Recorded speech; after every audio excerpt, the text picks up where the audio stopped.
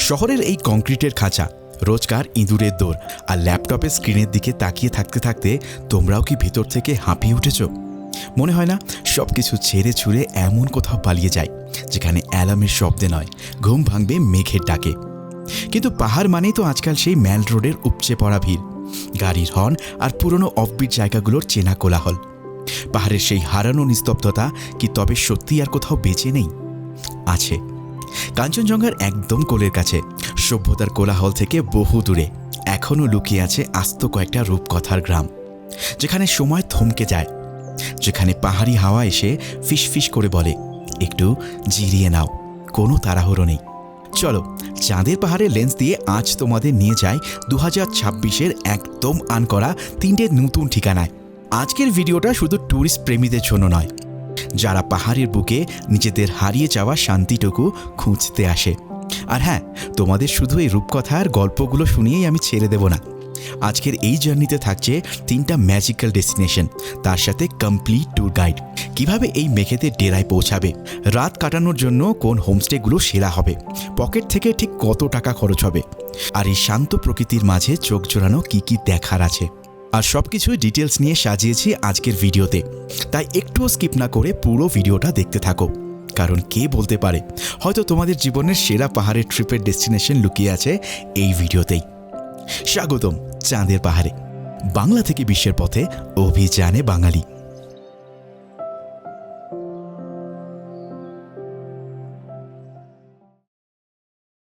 বেন্দা village. আমাদের প্রথম গন্তব্য বেন্দা ভিলেজ, দার্জিলিং কালিম্পংয়ের চেনা ভিড় থেকে অনেকটা দূরে। পাহাড়ের এক গোপন ভাঁজে ঘুমিয়ে থাকা এক টুকরো সবুজ স্বর্গ। বেন্দা কোনো ট্যুরিস্ট স্পট নয়, বেন্দা হলো একটা অনুভূতি, যেখানে ঘড়ির কাঁটা নয়, সময় মাপা হয় মেঘেদের আসা যাওয়া নিয়ে। কিভাবে যাবে ভাবছ? কিভাবে পৌঁছাবে এই রূপকথার দেশে?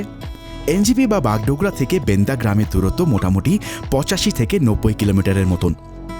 সেবকের গভীর জঙ্গল আর তিস্তার সবুজ জলকে সঙ্গী করে যখন তোমরা কালিম্পংয়ের রাস্তা ধরবে, এই প্রায় 3.5 থেকে 4 ঘন্টার রাস্তা যে কিভাবে কেটে যাবে তোমরা বুঝতেই পারবে না। এবার আসি খরচের খাতায়। পাহাড়ের এই অচেনা ঠিকানায় পৌঁছানোর জন্য তোমাদের কাছে দুটো অপশন খোলা আছে। তোমরা যদি সরাসরি কোনো একটা ক্যাব বুক করে চলে আসতে চাও, তাহলে তোমাদের খরচ পড়বে 4500 টাকার কাছাকাছি। আর যারা একটু বাজেট ট্রিপ করতে ভালোবাসো, তারা যে কোনো শেয়ার ক্যাব ধরে চলে আসো কালিম্পংয়ে, এবং সেখানে আসতে তোমাদের খরচ পড়বে 250 থেকে 300 টাকার মতন। তারপর সেখান থেকে একটা গাড়ি রিজার্ভ করে সোজা চলে আসতে পারো বেন্দা ভিলেজ। সেক্ষেত্রে খরচা পড়বে 1500 থেকে 2000 টাকার মতন। কোথায় থাকবে? বেন্দা এসে কোথায় থাকবে, এই উত্তরটা খুঁজতে গিয়ে তোমাদের কোনো কনফিউশন হবে না। কারণ এই গ্রামের সেরা, কিংবা বলা ভালো একদম পারফেক্ট ঠিকানা হলো পারিজাত ইকোহাট। বিশ্বাস করো, এটা শুধু একটা হোমস্টে নয়, এটা পাহাড়ের বুকে লুকিয়ে থাকা এক টুকরো স্বর্গ। ভাবো তো, সকালে চোখ খুললেই তোমার কানের কাছে অবিরাম বেজে চলেছে ঋষি নদীর গান। হ্যাঁ, হোমস্টের একদম গা ঘেঁষেই বয়ে চলেছে এই ঋষি নদী।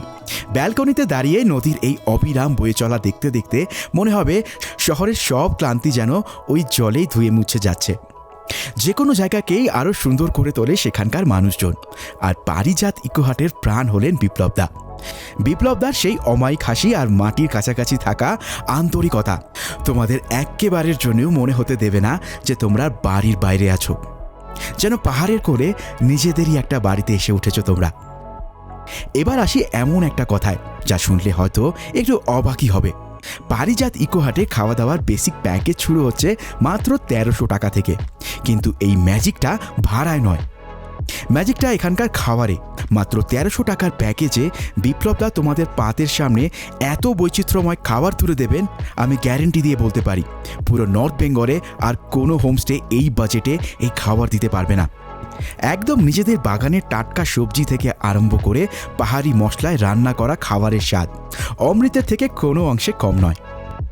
মাত্র 1300 টাকায় ঋষি নদীর গান, বিপ্লবদার আতিথেয়তা আর এত অপূর্ব সব খাবার, সব মিলিয়ে বেন্দা গ্রামের এই পারিজাত ইকোহাট 2026-এ তোমাদের সেরা একটা ডেস্টিনেশন হতে চলেছে। চাঁদের পাহাড়ের লেন্স দিয়ে দেখা এই স্বর্গরাজ্য তোমাদের কেমন লাগলো সেটা আমাকে অবশ্যই জানিও। আর হ্যাঁ, সমস্ত কন্ট্যাক্ট ডিটেলস কিন্তু ডেসক্রিপশন বক্সে দেওয়া থাকলো তোমাদের জন্য, চেক করতে ভুলে যেও না যেন। বেন্দা এসে সাইট সিনের কথা ভাবছো? সত্যি বলতে এখানে সাইট সিন মানে কোনো গাড়ির হর্ন বা রুটিন মেনুতে দৌড়াদৌড়ি নয়। পারিজাত ইকো হাটের পাশ দিয়েই যেহেতু ঋষি নদী আপন খেয়ালে বয়ে চলেছে, তাই কোথাও যাওয়ার আর দরকারই বা কী আছে। ব্যালকনিতে বসে বা নদীর ধারের কোনো একটা বড় পাথরে হেলান দিয়ে ঘন্টার পর ঘন্টা আরামে বসে থাকো। জলের এই গান শুনতে শুনতে কখন যে বেলা গড়িয়ে বিকেল হয়ে যাবে তোমরা টেরই পাবে না। তবু যদি তোমাদের মন একটু চেনা পাহাড়ি রাস্তায় ঘুরতে যেতে চায়, তবে এখান থেকেই ঋষভ লোলেগাঁও বেশ কাছাকাছি। একটা গাড়ি করে অনায়াসেই দিনের বেলায় ঘুরে আসতে পারো এই বিখ্যাত পাইন বন কিংবা ক্যানিপি ওয়াক থেকে। কিন্তু জানো তো, বেন্দার আসল ম্যাজিকটা কোনো গাড়ির জানলা দিয়ে দেখা যায় না। এই গ্রামটা সব থেকে ভালোভাবে চেনা যায় যদি তোমরা পায়ে হেঁটে পুরো গ্রামটাকে এক্সপ্লোর করো, কোনো গুগল ম্যাপ ছাড়া, কোনো গন্তব্য ছাড়া। আনমনে গ্রামের পাহাড়ি রাস্তায় হেঁটে চলে অচেনা পাহাড়ের ফুলের গন্ধ, পাইন বনের হাওয়া আর গ্রামের সহজ সরল মানুষগুলোর অমায়িক হাসি মুখ। এই পাহাড়ি রাস্তায় উদ্দেশ্যহীনভাবে হেঁটে বেড়ানোর স্মৃতিগুলো কোনোদিনও ভুলতে পারবে না তোমরা। বেন্দা তোমাদের শেখাবে কখনো কখনো হারিয়ে যাওয়াটাই আসলে নিজেকে নতুন করে খুঁজে পাওয়া। বেন্দা সেই নদীর মায়া আর বিপ্লবদার আতিথেয়তা কাটিয়ে ওঠার পর আমাদের দ্বিতীয় গন্তব্য এবার এমন একটা জায়গায় যেখানে মেঘেরা রোজ সকালবেলা কাঞ্চনজঙ্ঘার সঙ্গে লুকোচুরি খেলে। আমরা চলে এসেছি উত্তরবঙ্গের একদম আন করা একটা পাহাড়ি গ্রাম, তুরুক। শিটংয়ের নাম তো তোমরা সবাই শুনেছ, কিন্তু শিটংয়ের এই চেনা ভিড় থেকে কিছুটা উপরে কমলালেবুর বাগান আর পাইন বনে ঘেরা এই তুরুক গ্রামটা একেবারে একটা যেন অন্য পৃথিবী। যারা কোলাহলমুক্ত একদম খাঁটি পাহাড়ি নিস্তব্ধতা খুঁজছ, তুরুক তাদের সেই শূন্যতা ভরিয়ে দেবে। কি করে পৌঁছাবে? পাহাড়ের এই অচেনা ঠিকানায় পৌঁছানোর রাস্তাটাও কোনো অংশে সাইট সিনের থেকে কম নয়। তুরুকের এই মেঘে ঢাকা গ্রামে পৌঁছানোর জন্য তোমাদের হাতে মূলত দুটো অপশন আছে। আর বিশ্বাস করো, তিস্তার জলকে সঙ্গী করে এই জার্নিটা শহরের সব ক্লান্তি ভুলিয়ে দেবে। তোমরা যদি ফ্যামিলি নিয়ে কমফোর্টেবলি এনজিপি থেকে সোজা হোমস্টের দরজায় গিয়ে নামতে চাও, তবে একটা ছোট্ট গাড়ি রিজার্ভ করে নেওয়াটাই সব থেকে ভালো। এনজিপি বা বাগডোগরা থেকে তুরুকের ডিস্টেন্স মোটামুটি 55 থেকে 60 কিলোমিটারের মতন, এবং এই পথ অতিক্রম করতে তোমাদের 2 থেকে 2.5 ঘন্টা লাগতে পারে। আর যারা আমার মতন ব্যাকপ্যাক কাঁধে নিয়ে অ্যাডভেঞ্চার আর বাজেট ট্রাভেল করতে ভালোবাসো, তাদের চিন্তার কোনো কারণ নেই। শিলিগুড়ি কিংবা এনজিপি থেকে সরাসরি তুরুকের জন্য কোনো গাড়ি না পাওয়া গেলেও মংপু পর্যন্ত তোমরা কিন্তু শেয়ার গাড়ি পেয়ে যাবে, এবং মংপুতে নেমে সেখান থেকে তোমরা যদি রিসর্ট ওনারদেরকে কল করে নাও, তাহলে কিন্তু তারা অনায়াসে একটা গাড়ি তোমাদের জন্য পাঠিয়ে দেবে। সেক্ষেত্রে খরচা পড়বে তোমাদের 1200 থেকে 1500 টাকার মতন, আর মংপু পর্যন্ত শেয়ার ক্যাবের ভাড়া পড়বে 200 থেকে 250 টাকার মতন। Sightseeing. তুরুকের সাইট সিন মানে সারাদিন গাড়িতে বসে থাকা নয়, বরং প্রকৃতিকে খুব কাছ থেকে গিয়ে অনুভব করা। আর এই গ্রামের আসল ম্যাজিকটা হলো এখানকার কমলালেবুর বাগান। শীতকালের সময় মনে হবে পুরো গ্রামটাই যেন কমলা রঙের ক্যানভাস। এই বাগানের মাঝখানের মেঠো পথ ধরে হাঁটতে হাঁটতে গাছের ডাল থেকে উঁকি মারা কমলালেবু আর পাহাড়ি মানুষের হাসি, এই ছোট্ট ছোট্ট দৃশ্যগুলো তোমাদের মনের ফ্রেমে চিরকালের জন্য আটকে যাবে। গ্রামের এই স্নিগ্ধতা মাখার পর একটা গাড়ি নিয়ে খুব সহজে চলে আসতে পারো আহালদারা। পাহাড়ের একদম চূড়ায় দাঁড়িয়ে যখন মেঘেদের উপর দিয়ে কাঞ্চনজঙ্ঘার সেই বিখ্যাত 360 ডিগ্রি ভিউ দেখবে, বিশ্বাস করো মনে হবে যেন গোটা পৃথিবীটা তোমাদের পায়ের নিচে। আর ফেরার পথে কিছুটা সময় তোমাদের নামথিং প্রকৃতিতে কাটাতেই হবে। আমাদের শহরের সমস্ত ক্লান্তি এক নিমেষে ধুয়ে মুছে যাবে এই জায়গায়। প্রকৃতি এত কাছে যাওয়ার সুযোগ 2026-এ দাঁড়িয়ে খুব কম জায়গাতেই থাকে। তুরুকে রাত কাটানোর জন্য বেশ কয়েকটা অপশন থাকলেও আমার সবথেকে পছন্দের ঠিকানা হলো হিলি ড্রিম হোমস্টে। মেঘের দেশে এমন একটা আন করা অফবিট গ্রামে যে এত সুন্দর আর লাক্সারি একটা প্রপার্টি থাকতে পারে, নিজে চোখে না দেখলে বিশ্বাস করাই কঠিন। নামের মতন এটা যেন সত্যি একটা সুন্দর স্বপ্ন। আমাদের শহরের যে কোনো নামি দামি হোটেলের কথা ভুলিয়ে দেবে। সকালে ঘুম থেকে উঠেই এই বিলাসবহুল ঘরের জানালার কাঁচ ছড়ালেই সামনেই তোমরা কাঞ্চনজঙ্ঘা দেখতে পারবে। আরাম, লাক্সারি এবং খাঁটি পাহাড়ি প্রকৃতির এরকম পারফেক্ট ব্যালেন্স সত্যি খুব কম জায়গাতেই কিন্তু দেখা যায়। বেন্দা আর তুরুকের মায়া কাটিয়ে এবার আমাদের জার্নি একদম শেষ গন্তব্যে। এবার একটা এমন জায়গায় যাব যাকে বলা হয় দ্য এজ অফ নোওয়্যার। শহরের ওই কংক্রিটের জঙ্গল থেকে বহু দূরে, যেখানে মেঘেরা পাইন গাছের কানে কানে কথা বলে আর রাত নামলে জোনাকিরা পথ দেখায়। আমাদের 3 নম্বর অফবিট ডেস্টিনেশন কাফেরগাঁও, কালিম্পংয়ের একদম শেষ প্রান্তে, লোলেগাঁওয়ের খুব কাছে ছোট্ট একটা পাহাড়ি গ্রাম, যেন একটা জীবন্ত ক্যানভাস। যারা একদম চুপচাপ বসে পাহাড়ের আদিম রূপটা দেখতে ভালোবাসো, কাফেরগাঁও তোমাদের নিরাশ করবে না। কি করে পৌঁছাবে ভাবছো? এই মেঘেদের ডেরায় পৌঁছাবে কিভাবে?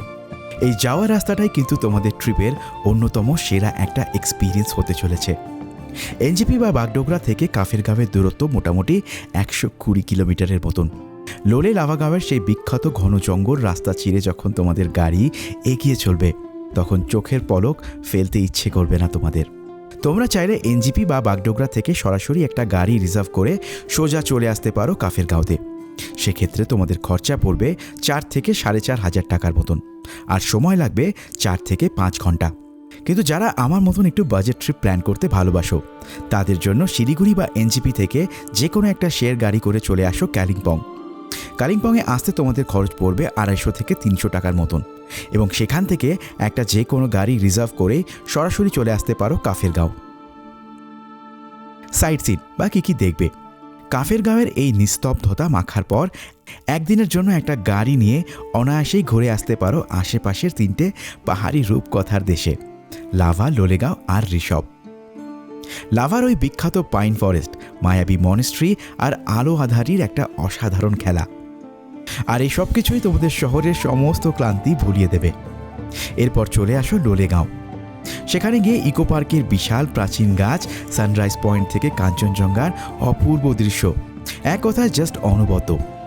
আর দিনের শেষে ঋষভের মেঘে ঢাকা ক্যানভাস। বাস আর কি লাগে বলো তো?